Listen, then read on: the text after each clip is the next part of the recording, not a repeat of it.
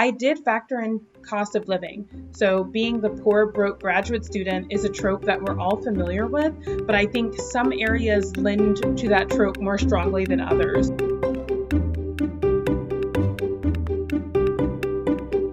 Welcome to the Personal Finance for PhDs podcast, a higher education in personal finance.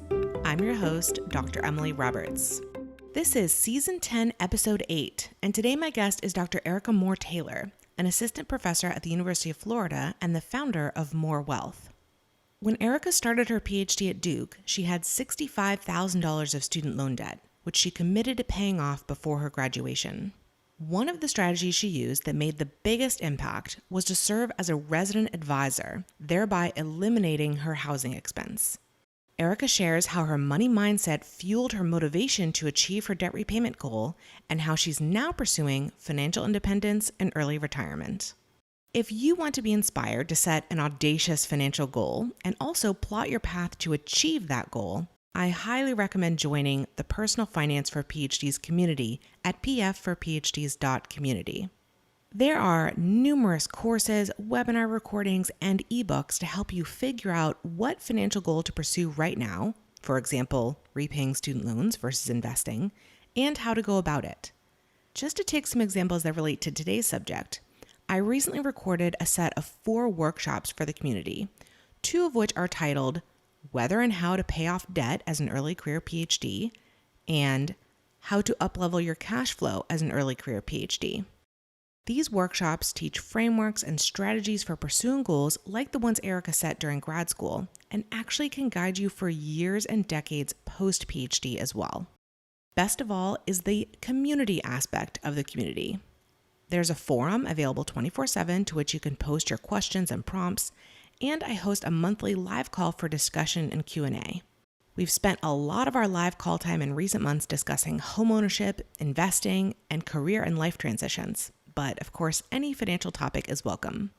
To learn more about the excellent content and other opportunities available inside the community, go to pfforphds.community. I hope to see you in our October live call. Without further ado, here's my interview with Dr. Erika Moore Taylor.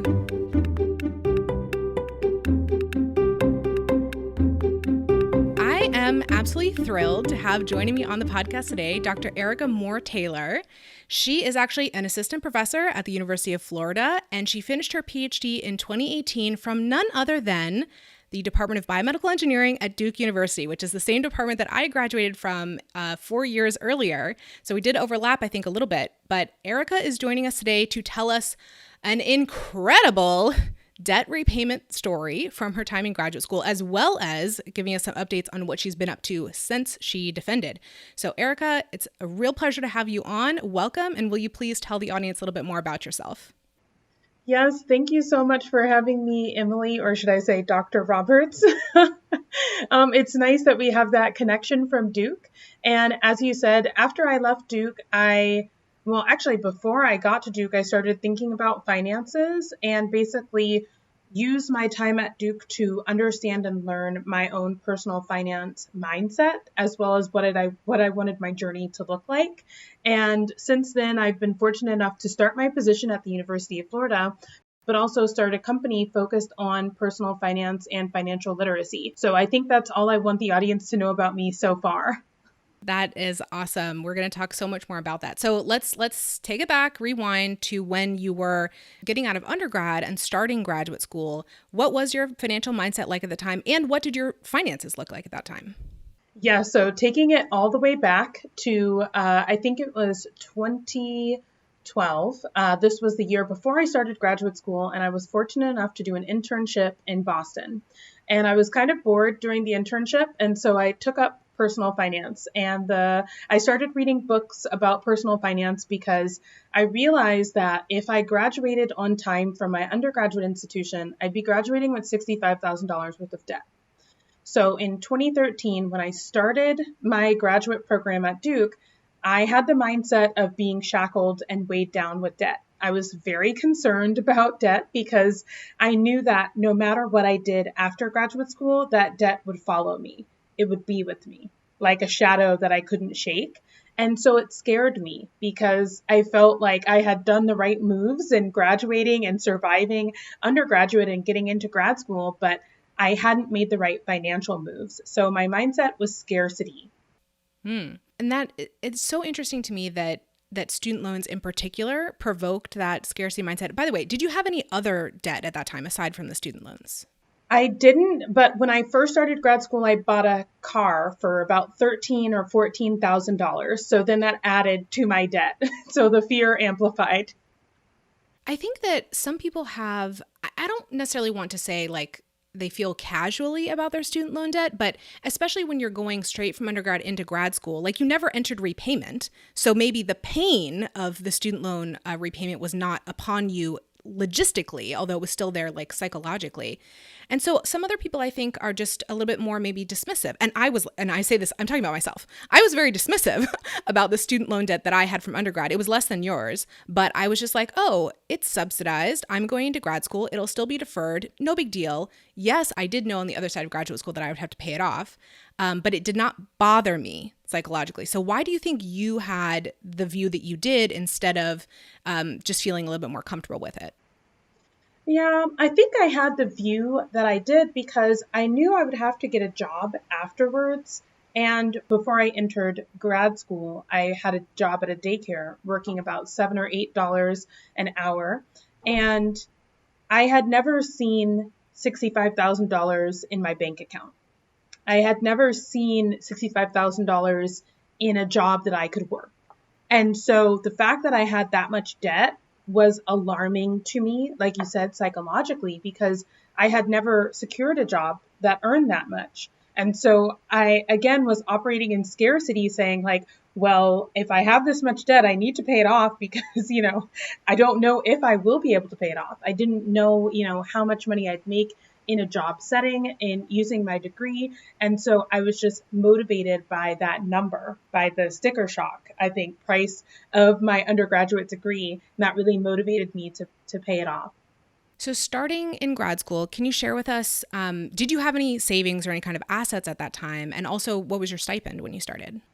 Yeah, so starting in graduate school, my net worth was, I think, about negative $60,000. So I had $65,000 worth of debt. And then I had saved around maybe $6,000 or $7,000.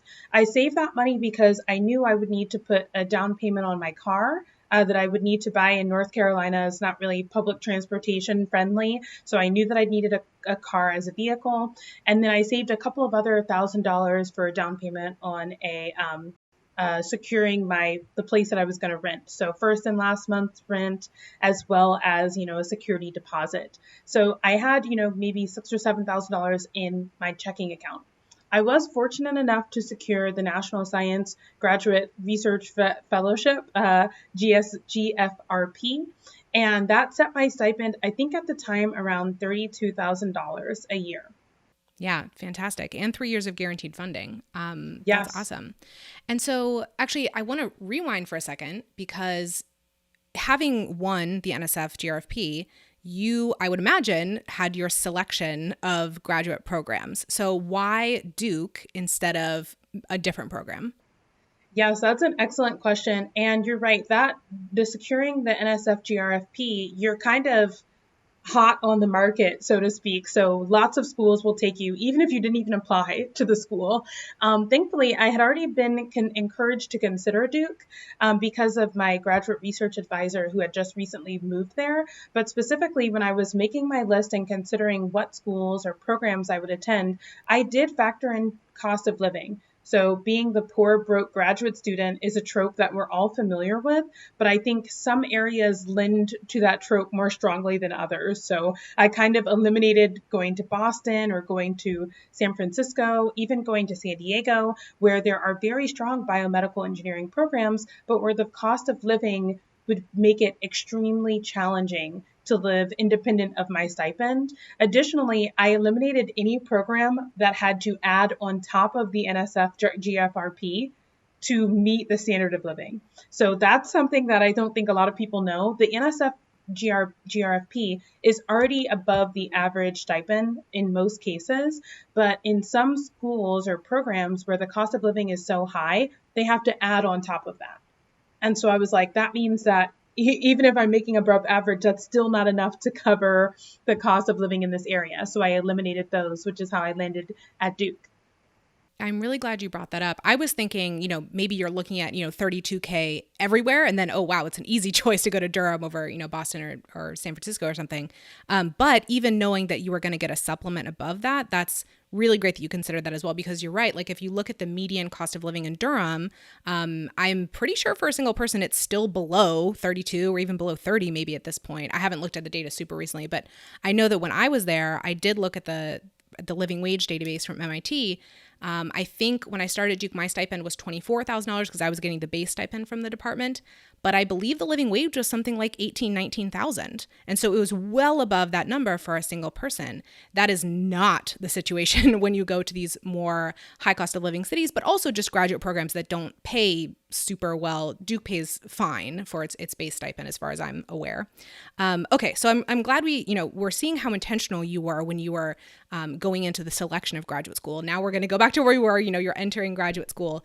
You have this student loan debt kind of hanging above you, and you've talked about what motivated you. What was the exact goal that you set regarding your student loans? Did you want to pay them off entirely? Did you want to pay them off partially? Did you want to be doing retirement savings? Like, what was your financial goal at that time?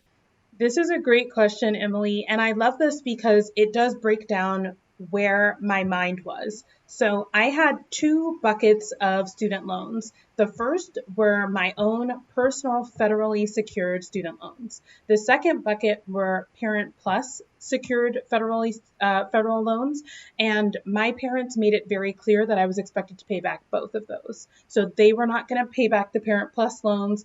I was expected to cover both of them. The Parent Plus loan was, in essence, a loan that they gave me through the federal government. And so my strategy initially was just to pay off the Parent Plus loans, because I said, if I can lower the debt that I owe my parents or the federal government through my parents, then I'll be in a much better shape. Additionally, those were the largest loans that I had. So I think I had one that was $20,000 and one that was about $25,000 in Parent Plus loans. My own personal federal loans were much smaller, by comparison. So I said it'd be great if while I was in grad school, I could just pay those off. That was stage one. Yeah. And so just to gain a little bit more clarity here. So your student loans that were in your name, those were deferred because you were in graduate school. Were they also subsidized? Was it like you only took out the subsidized portion? No, I had subsidized and unsubsidized loans. Okay. So part of it's subsidized, part of it's unsubsidized. And then the parent loans that your parents had, those are not in deferment because they're not yours technically. So it's so interesting. So you sort of considered yourself to be in repayment because your parents were in repayment for that portion of the loans.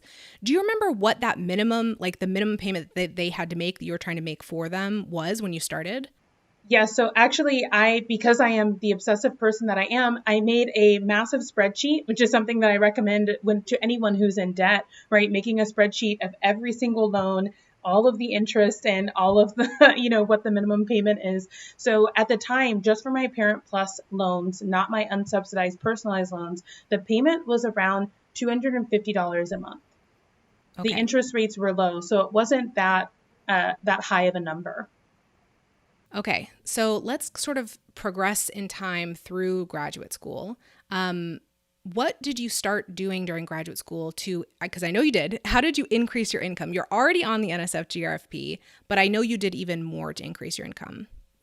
Yes, so I was very fortunate to be encouraged to look outside of the box.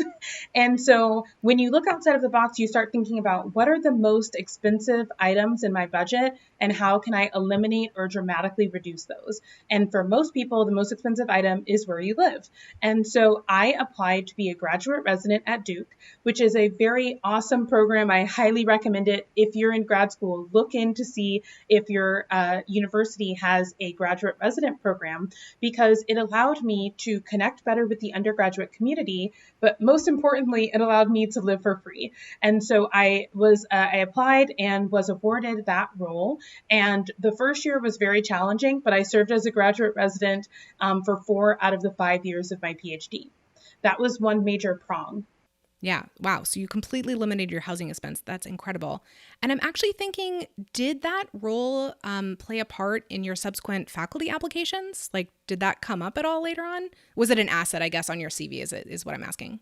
Yes, it was an asset on my CV due to my familiarity with the administration and the structure as it relates to undergraduate curriculum and undergraduate engagement. And it also bridged me into serving as the Duke University graduate and professional young trustee. So it definitely served as I think it allowed me to keep my hands in many pots at Duke, and then it allowed me to leverage those opportunities into a faculty position. Yeah, I love it when I can find something that benefits someone both financially and on the CV and for future funding applications or whatever it might be. Did you do anything else on the increasing income side? Yeah, so the second prong of my approach was I started serving as a house sitter or pet sitter. So this was a hustle that I was not able to maintain just because it took so much bandwidth. I was in lab, a lot of time. Then I was also serving as a graduate resident, which took, when I started out, about 20 hours a week. So it was a tremendous time commitment. But I essentially wrote how much the job was worth. And I wrote it in big letters and I just posted it on my door. And I said, whenever you want to complain, just look at that dollar amount. And then during years 2 and 3, I would house sit for professors, for different professionals who were going out of town or who were in transient positions, watching their pets, doing things around their houses. So those are the main ways that I accelerated my debt repayment plan. And you said that you didn't maintain the house and pet sitting. It was too time intensive. Was that the main reason? Yes, the house and pet sitting, I just found that, in life you're juggling a few balls and then you throw in the graduate resident ball, then you throw in the stresses of graduate school and trying to complete your PhD. And then I threw in this other ball of house sitting and pet sitting. So it was just one too many balls. And I had to think, what can I let drop? And it honestly wasn't worth the time commitment always. So I definitely let it drop. Yeah. Very strategic. Emily here for a brief interlude. This announcement is for prospective and first-year graduate students. My colleague, Dr. Toyin Ali of the Academic Society, offers a fantastic course just for you called Grad School Prep. The course teaches you Toyin's 4-step Grad Boss method, which is to uncover grad school secrets, transform your mindset, up-level your productivity, and master time management. I contributed a very comprehensive webinar to the course titled Set Yourself Up for Financial Success in Graduate School. It explores the financial norms of grad school and the financial secrets of grad school. I also give you a plan for what to focus on in your finances in each season of the year that you apply to and into your first year of grad school. If this all sounds great to you, please register at theacademicsociety.com/Emily for Toyin's free masterclass on what to expect in your first semester of grad school and the 3 big mistakes that keep grad students stuck in a cycle of anxiety, overwhelm, and procrastination. You'll also learn more about how to join grad school prep if you'd like to go a step further. Again, that's theacademicsociety.com/EMILY for my affiliate link for the course. Now back to our interview. Okay, so that's on the income side. What did you do anything else on the, controlling expenses, decreasing expenses side of the equation? Yes, even though I purchased my car, I paid off my car within the first year that I had the loan. So that was really important to me because at the time that was my highest interest debt.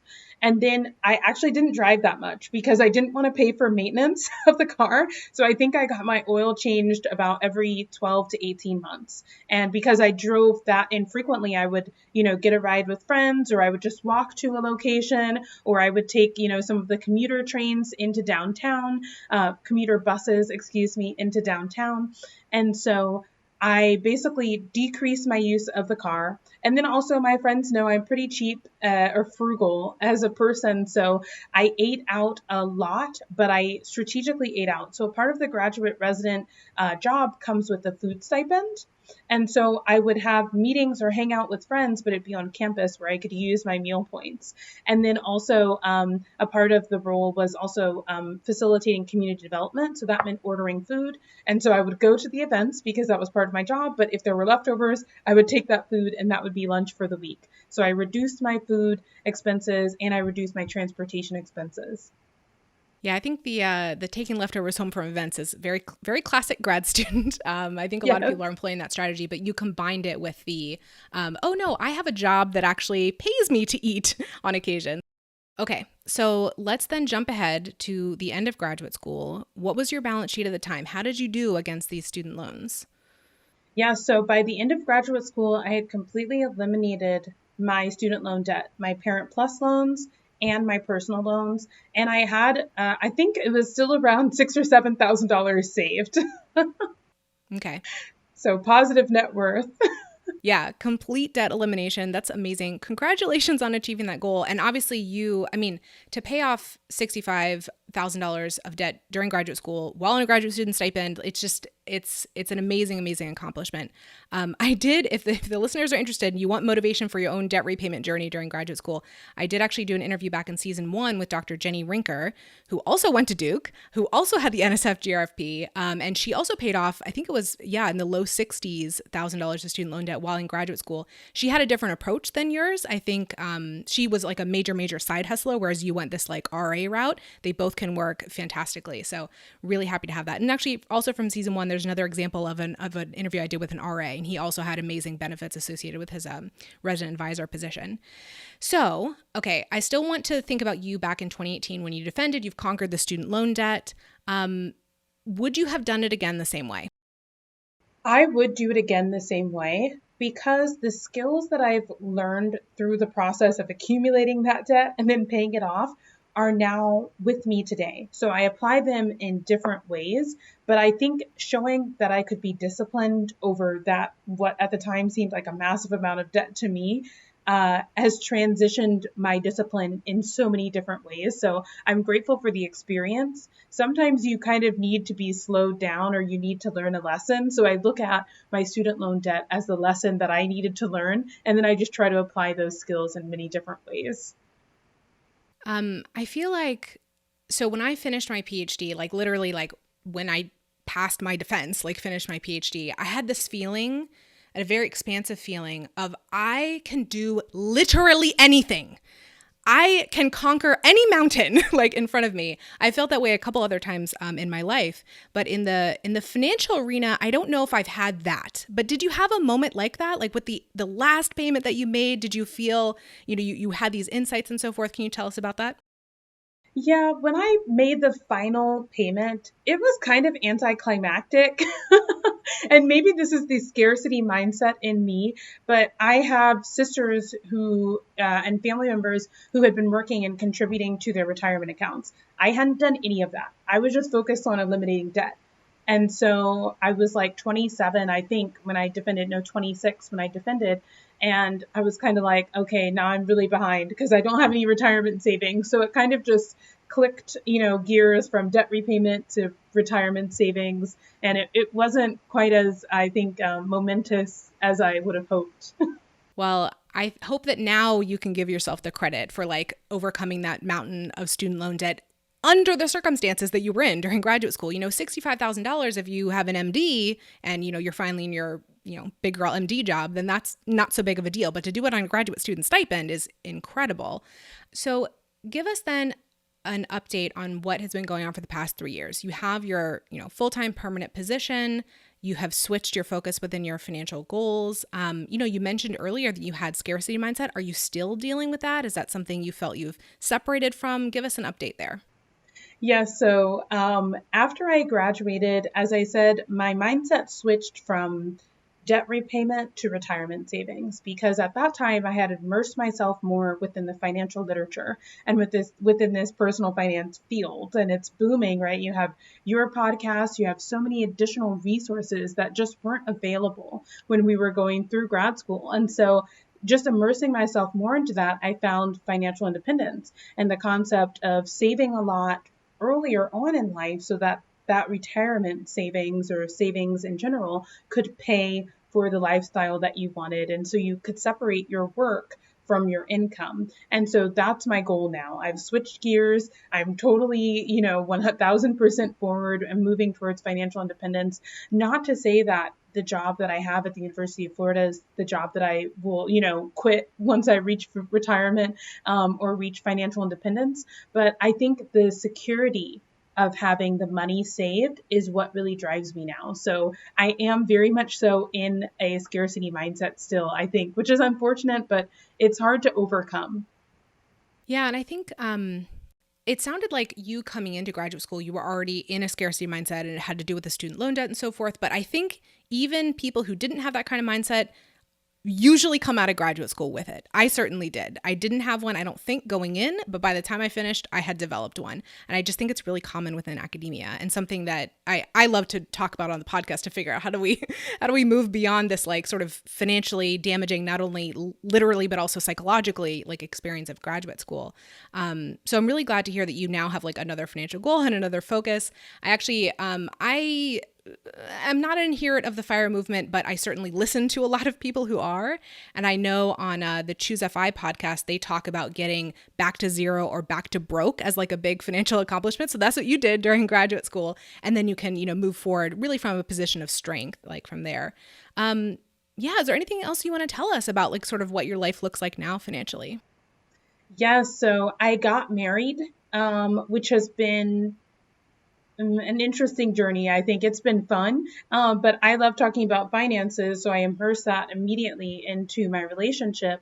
And my husband actually came into the marriage with student loan debt. And so there was a moment of panic where I was like, I don't want to go back to that. And so we came up with a plan to basically even though we're dual income, we only live off of one income, and we attacked his debt. And now we're just full steam ahead, planning for really important things in our lives. And so I'm anti-debt now in a major way. And so we were talking about, maybe in a few years we'll buy a car. And so I'm like, okay, what's our savings plan to afford this car? Because I'm not going back into debt. Or we talk about going on trips. So later this summer, we're going to Hawaii, which we're really excited about. But we are trying to save and plan for that now, right? All of the excursions and activities we want to go on, I'm not charging them. I want to have the cash to pay for them. And so that means we have to make sacrifices in other areas, but it's been really fun fine-tuning what are our shared, drivers, what do we enjoy spending money on, and what things that we not care about as much. So that's what we are continually working on now as a couple. Yeah, that sounds amazing. I don't want to put this in like a light where like, oh, it's a great experience to have a low income for a long time during graduate school with no hope of increasing it. It's not great. It's not great. The silver lining on that very, very, very dark cloud is that in some situations you can embrace some good habits, maybe develop your mindset and so forth. And it really does sound like what you did. You mentioned the word discipline earlier. So you developed your discipline, again, over this long debt repayment journey. And again, within, the confined circumstances that you had financially during graduate school. So I think that's amazing. I certainly also developed really good financial habits during graduate school that have continued. And I'm happy now with a higher income to have them serving me well at this point. Because it's really gratifying to have a higher income to work with when you have those good habits in place. So you mentioned at the top that you have a company now, More Wealth. Would you please tell us more about what you do through that? Yeah, so More Wealth is kind of my love letter to what I wish I would have done when I was a younger student. And so I think one of the plights of education in the United States is a lack of financial literacy training. Like I made the joke the other day, we learn how to write cursive, but we don't learn how to budget, which is insane because you don't need to write cursive in life, but you do need to know how to budget if you're going to, have command over your finances. And so through More Wealth, we have a two-pronged approach to addressing this. Our mission is just empowerment through financial literacy. And so the first prong is our scholarships and fellowships. And so I was really excited because I finally have the income to give my money away to people who I think are deserving. And so we established a nonprofit organization to basically grant scholarships. And we had our first cohort that was awarded in February. And so that's a lifelong dream of mine that we're doing through More Wealth. And then the second prong is financial seminars, mainly targeted to high school students. So before you even get to college, take a step back and figure out what you want your life to look like and how finances are going to play a role in that. And that's what we do. So seminars and scholarships, and that's the company, that's the mission of More Wealth. That sounds so incredible. Amazing that you decided to set that up after having this journey. Tell us more about the scholarships and fellowships. Like who are the kinds of candidates you give them to, and then how does that benefit them? What do they get to do with it? Yeah, great question. So right now we had our inaugural class that was awarded in February. And so we solicited proposals from over 50 universities. It was actually a tremendous response that was kind of unexpected for this first year. And we awarded them so we had anyone who was entering into or completing a degree granting program. So we are specific in that terminology because we consider certificates and trade school or non-traditional routes of access also really important. And so it's a very inclusive scholarship at this point. There was a Google form that's on our webpage where people had to respond to a series of short answer questions. And then we had a blinded review that basically scored the essays based on the rubric that was established by the scholarship committee. Those were the only requirements or prerequisites for entering into the scholarship. We did have a GPA minimum of a 3.00 on a 4.0 scale. But other than that, there were no limits in terms of if the person was in graduate school, if the person was entering high school, if the person was completing their plumbing certificate or anything else like that. We wanted to be as inclusive as possible. And is it a grant that they then do work with, or is it just completely goes into your pocket? You can do whatever you want with it? Yes. At this stage, we awarded each of the recipients. They did have to send a follow-up about how they're going to try to implement financial literacy skills that they learned in their reflection essays into their life. And what we're hoping to do in the future as this builds out is actually have small courses for them and potentially get them up to date with their financial literacy skills. And yes, so currently they've gotten their money and they've reflected on financial literacy concepts. But to date, that's it for that first cohort. So we're looking to add additional responses and interactions with them in the future. Incredible. Wonderful. We can easily tell the passion that you have for this material in your voice. I'm so excited that you're in this space as well. Erika, the question that I ask all of my interviewees at the end of our conversation is, what is your best advice for an early career PhD? And it could be something that we've touched on already in the interview, or it could be something completely else.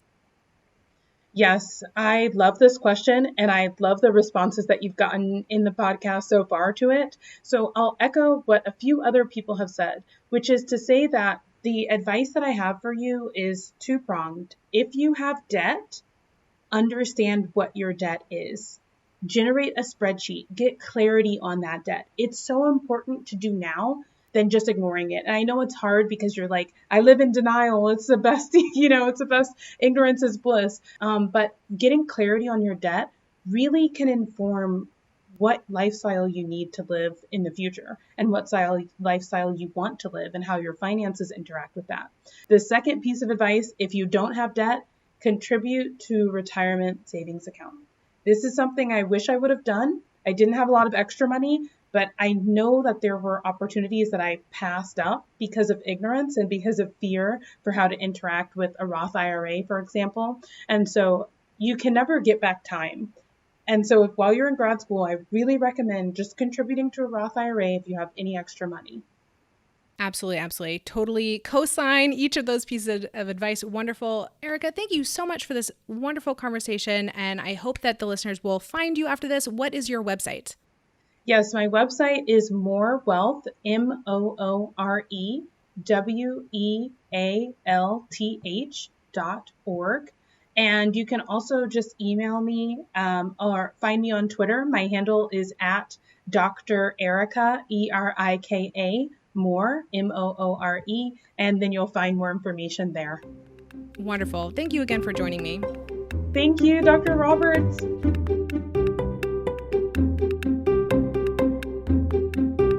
Listeners, thank you for joining me for this episode. pfforphds.com/podcast is the hub for the Personal Finance for PhDs podcast. On that page are links to all the episode show notes, which include full transcripts and videos of the interviews. There is also a form to volunteer to be interviewed on the podcast. I'd love for you to check it out and get more involved. If you've been enjoying the podcast, here are 4 ways you can help it grow. 1, subscribe to the podcast and rate and review it on Apple Podcasts, Stitcher, or whatever platform you use. 2, share an episode you found particularly valuable on social media, with an email listserv, or as a link from your website. 3, recommend me as a speaker to your university or association. My seminars cover the personal finance topics PhDs are most interested in, like investing, debt repayment, and effective budgeting. I also license pre-recorded workshops on taxes. 4, subscribe to my mailing list at pfforphds.com/subscribe. Through that list, you'll keep up with all the new content and special opportunities for personal finance for PhDs. See you in the next episode, and remember, you don't have to have a PhD to succeed with personal finance, but it helps.